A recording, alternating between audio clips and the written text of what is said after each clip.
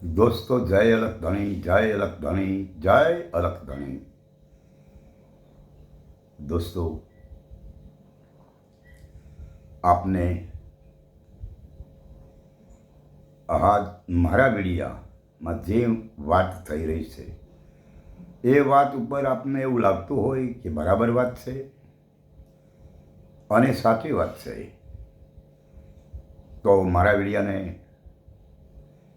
આપ નવા હોય એ સબસ્ક્રાઈબ કરે, લાઈક આપે અને આપના ગ્રુપમાં શેર કરે એ ભૂલ્યા વગર. કારણ કે મારી જો વાત આપને ગળે ઉતરતી હોય અને સમજાતી હોય અને નક્કી થતું હોય સત્ય છે તો લોકો સુધી પહોંચે એવો દરેકે પ્રયાસ કરવો પડે અને મને એમાં સમર્થન આપવું જોઈએ. અને મને સમર્થન આપવા માટે તમારે એટલું જ કરવાનું છે કે આપે મારી આ ચેનલને સબસ્ક્રાઈબ કરવી અને લાઈક આપવી અને શેર કરવી.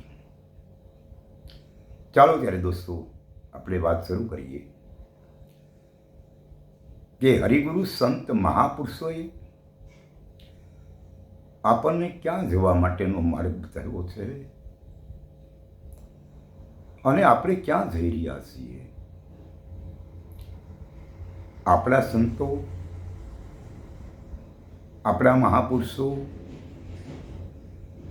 એસસી, એસટી અને ઓબીસી इन संस्कारों देखो, अपना संस्कारों देखो, अपने परिवारों में, अपने समाज में कैसा कैसा संत महापुरुषों हुआ है कि जे लोग आज भी શાશ્વત અને અપમાનિત શબ્દો સ્ટેજ ઉપર કરતા હોય, વ્યાસપીઠ ઉપર કરતા હોય, એવા પરિવારમાં આ સમાજમાં, આપણી સમાજમાં જે મહાપુરુષો થયા છે એવા કોઈ નથી. અને હોય તો કદાચ ઘણા ગઠ્યા હશે, પરંતુ એસટી સમાજ, એસટી સમાજ અને ઓબીસી સમાજ જેના નામનો તો જય જયકાર થાય છે એવા મહાપુરુષો છે. એમ છતાં આ સમાજનું અપમાન શા માટે? મને તો વારવાર દુઃખ થાય છે કે મારી સમાજ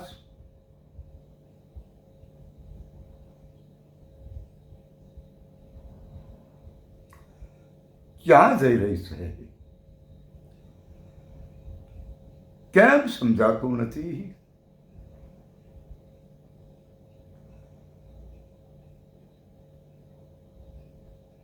આ અનુસૂચિત સમાજને સારું એવું જીવન જીવવા માટે જે સીમાડે પડ્યા હતા ત્યાંથી ગામમાં સમાનતા કરી અને બધાને બરોબરી કરવા માટે ગામમાં લાવી દીધા. અને એ કરવા માટે જેને પોતાના દેહની આહુતિ આપી દીધી,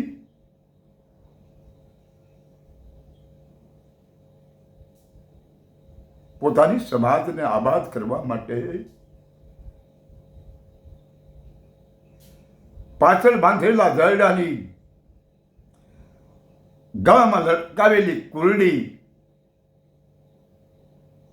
અને ઓળખાણ માટેના ત્રીજું કેડિયાની જંજીરોની બેડીઓ તોડવા માટે આવા વીર પુરુષ, વીર મેઘમાયાએ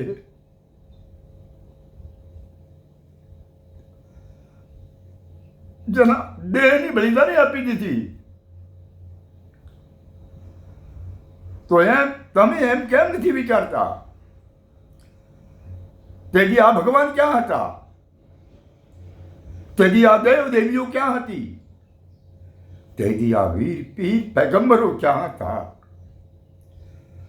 કોઈએ તમારા માટે કંઈ જ કર્યું નથી. તમને વ્યવસ્થિત ગામમાં લોકોની સાથે રહેવા માટેનો અધિકાર અપાયો.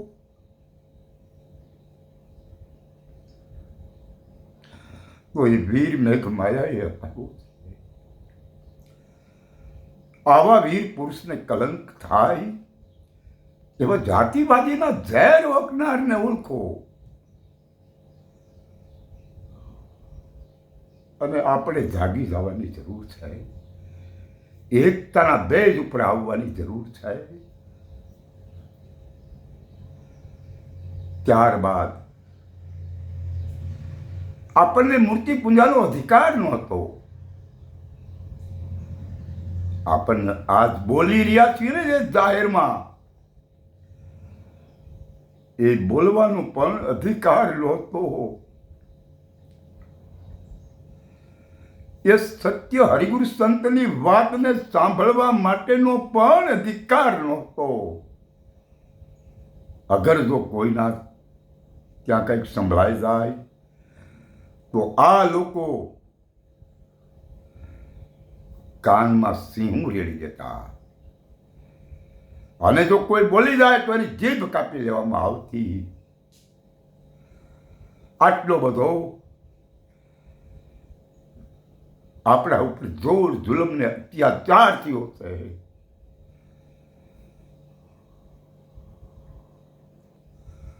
આવા જોર જુલમને અત્યાચાર સહન કરતા હતા. એમાંથી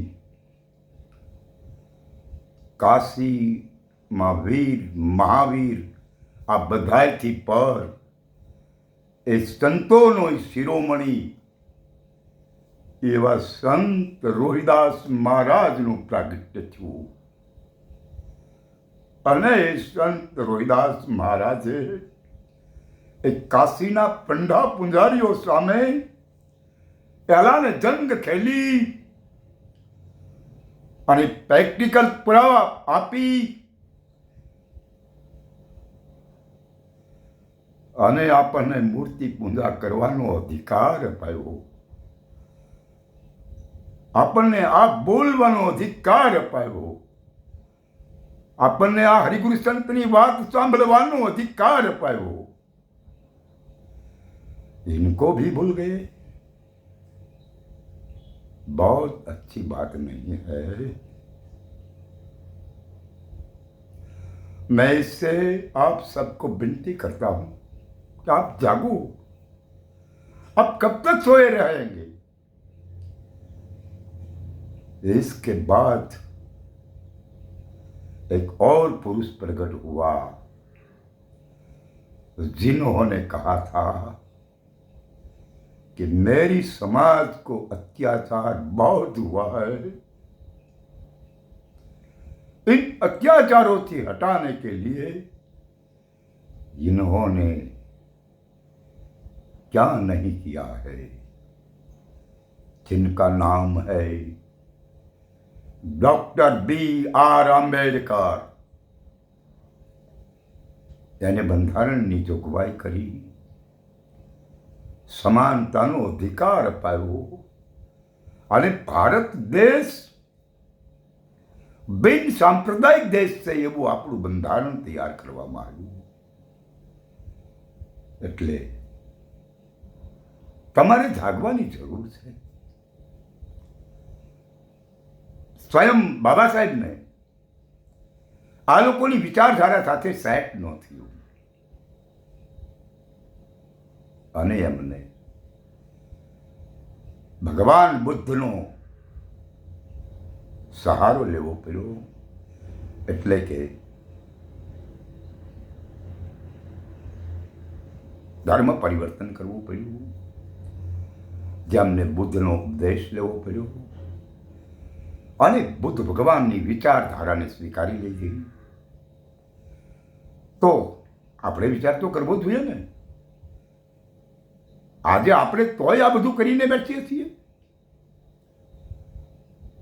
કે જેને આજ તમે આ જ્યાંના ઉપસાવી કાઢેલા જે 33 કરોડ દેવ એ કાલ્પનિક વસ્તુ છે, એ મનઘડિત કહાની છે, એમાં કેમ ઉલઝાવો છો? કારણ કે એ લોકોએ તો તમને એમાં ઉલઝાવ્યા રાખવા માટે તો આ બધું બનાવ્યું છે. એટલે જાગો ભાઈ. અને જ્યાં સુધી તમે નહીં જાગો ને ત્યાં સુધી તમારી ઉપર અત્યાચાર થતા અટકશે નહીં. જો નહીં જાગો તો આવનારી પેઢી આના જવાબદાર તમને ગણશે. કારણ કે મૂર્તિ પૂજા એટલા માટે અધિકાર અપાયો હતો કે જે સમાનતાથી જીવી શકાય. જે બ્રાહ્મણ મૂર્તિ પૂજા કરી શકે એ જ મૂર્તિ પૂજા અનુસૂચિત સમાજ, અનુસૂચિત જનજાતિ દરેક સમાજ કરી શકે.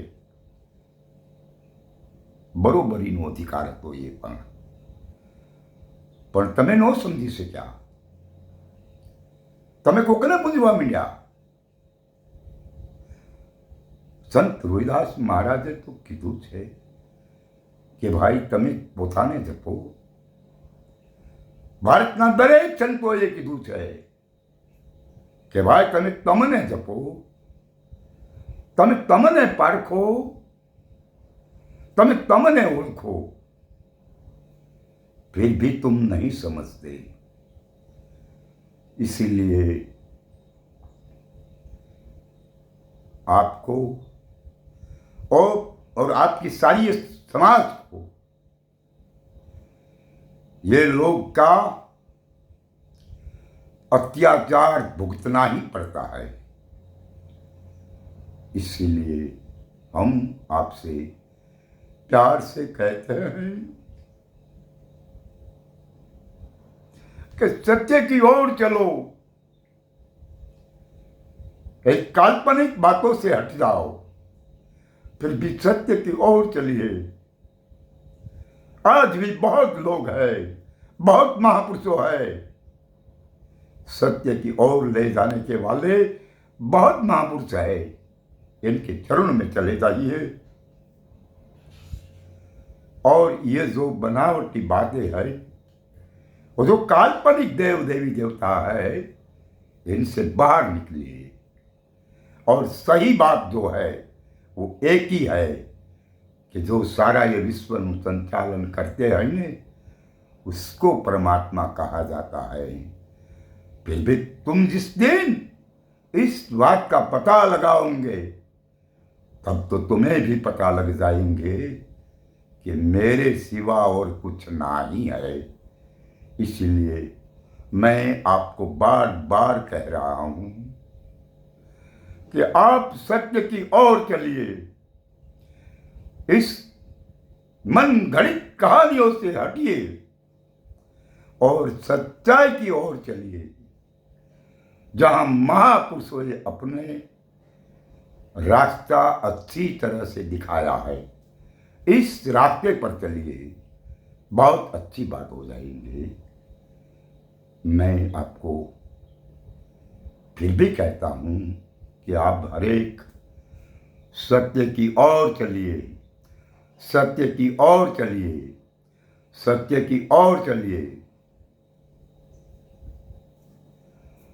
जय अलग धनी, जय अलग धनी, जय अलग धनी.